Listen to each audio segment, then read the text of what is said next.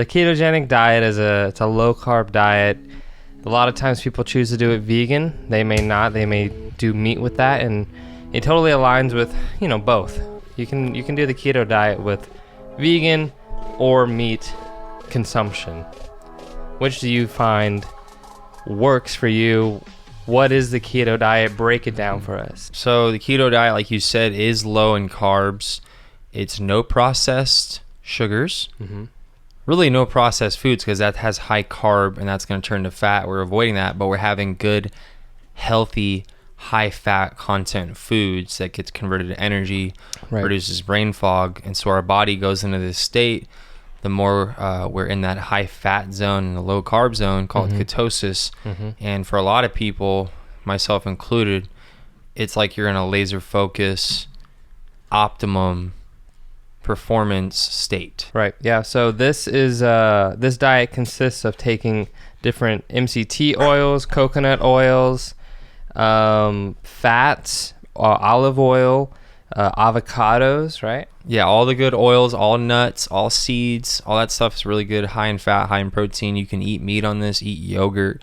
But again, just to emphasize, I think you might have seen maybe on social media one of those challenges. It doesn't say keto, but it says for 30 days, it's like no bread, no flours, no sugar, no candy, no ice cream, no soda, etc. So all these things that have a lot of high sugar, high carb. Right. Cutting that out, and you're gonna, I think 3 days in, you really start to feel a big shift. So it reduces brain fog. That means you're getting more energy, cleaner burning fuel. You have more sustainable energy. You're not having these peaks and crashes. And for me, when we did it about a week ago for several days, I feel like it finally started to kick in around day 3, where I could really feel the effects more so. And it did feel like a clarity of mind, a very sustainable energy that I wasn't getting tired in the middle of the day, which I do a lot of other times, especially because, when you're off the ketogenic diet, you might go eat like a big starchy meal, like big meal of pasta, get some potatoes, right? And then you come home and I just want to go to sleep for a little bit, Because it's not not the potatoes themselves are unhealthy, but if, like, let's say you're eating fries or whatever, but even if you had been baking them in the oven and you had your good oils, it's just the fact that in this unique state, it's going to remove that effect. Yeah. So what do you eat on the ketogenic diet? Wow. So it was pretty shocking, because like I normally eat light in the morning, like I might have a banana, but that wasn't even an option, because it's like sugary fruits and vegetables like apples, carrots, bananas, etc. Can't do that. So I was doing like literally an avocado, 1 or 2 in the morning, and then finding a bunch of greens to mix with like more avocado, coconut oil in the cooked veggies. Broccoli was one of my go-tos. Just big portions of sauteed broccoli with the good fat from the avocado. Chia pudding is super good for the morning.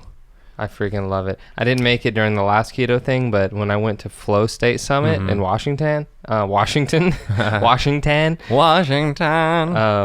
they served us up some chia pudding, super good. I think it's coconut milk and chia seeds. You let it sit overnight, dude. Oh, I could eat that every morning, and that's keto. Definitely since pasta was not an option, bake the spaghetti squash. Roasted up veggies. You did probably 2 weeks ago. You had baked spaghetti squash. You had your huge portion that you shared with your partner, and you guys also roasted Brussels, right? That's right. Ooh. So yeah, a dinner option: spaghetti squash, noodles, nice tomato pasta sauce, and Brussels sprouts, or add a little avocado on it, and it's not even expensive. So. Cheap to make, easy to make. For lunch, what are some lunch ideas? Right. So like if you're more plant-based, this is where it gets a little bit tricky. Salad. Like for me, I'm 99% vegan, I like to say. I like the salad at Chipotle. Yeah, it's like make the salad. You're obviously cutting out, like you said, for Chipotle, cutting out the rice. And even this is the strange part on it, the beans, you really can't go too overboard, because it's like, yeah, the beans are going to fill me up. They're high protein, fiber, fat. But it's like you can't overdo that, or you're going to be in that carb range. You're really doing alchemy. You know what I mean? When it's almost like a raw food diet. The types of things you're eating are like a raw plant-based diet. Tomato soups, nuts, cashews, all kind of seeds. All the seeds. Pumpkin seeds have so much protein and good fat. It's ridiculous. Yeah. Ridiculous. Let's see another one. Oh, okay. I was talking about if you were more plant-based, like instead of like, hey, I'm gonna freaking cook up a nice portion of salmon or chicken or whatever, steak, right, to have with my green salad, my really basic green salad. You can do that. But as far as like for me personally, I go with Gardein to buy my substitute for meat. Gardein. A lot of it has. What's the other one? Tempeh. It's just that a lot of the fake meat from these different companies. Watch out for the carbs, because that would defeat the purpose of you're getting the protein from those, but you're gonna go overboard with the carbs. So just check that label, make sure you're not in the 80 carb plus range. Like, that's crazy. It's a lot of carbs for one bag. I would try to go with something that's like under 30. Tofu scramble. Ooh, right, with tofu scramble with the what's the sausage?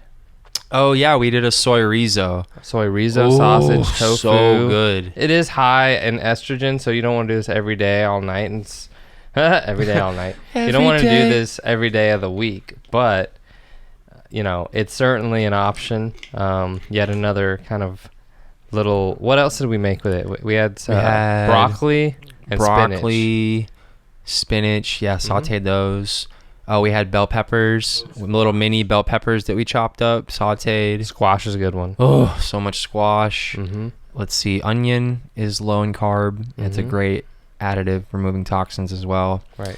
So really, I would say to wrap it up on this, you're going to have to experiment for yourself, and I would try it for 3 days. I think this is something moving forward. Right. Makes sense, and I think it's going to help because it gave me a lot of energy. Yeah. If you're out, on vacation and you're relaxing at the beach, maybe that's not the time to keto. But if you're on like a business trip and you really need to be Zen focused, maybe that for that few days you can, try the keto diet out. It'll help you perform better, help you be more clear, and getting up earlier, going to sleep earlier. Yeah, absolutely. It helps regulate sleep. So all kind of benefits, and I think it just makes you happier overall too while you're on it. So try it out if you're into new diets. You're looking for getting rid of brain fog, regulating the appetite too. It's like, what am I really hungry for? Yeah, when you're on this diet, you get an authentic sense of appetite, as you said before. And you don't want to rush into stuff. You're deliberate, because the states of flux with energy, they're good things. It's like you're excited to get that next meal and kind of continue in that transformation of, like you said, the brain fog is such a big one. We all deal with this when the carbs get dumped into us. It's not a bad thing. We're not saying that's the end of the world. It's just something that, as humans, we just react to it in that way. Carbs are great. But that being said, just try it out for 3 days.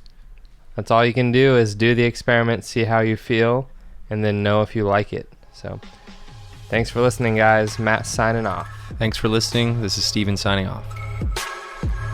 Find this and more at sheathunderwear.com.